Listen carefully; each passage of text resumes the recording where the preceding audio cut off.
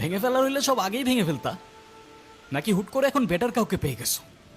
দেখো, এত কথা বাড়ানোর কোনো মানে নেই। অযথা সময় নষ্ট করো না।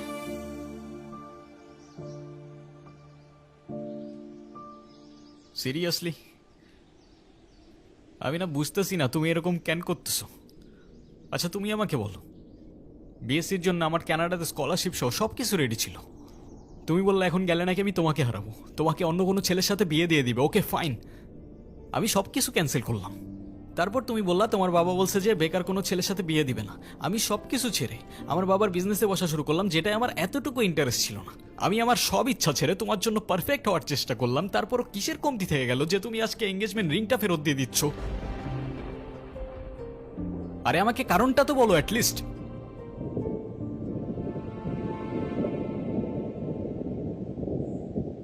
কোনো কারণ নেই।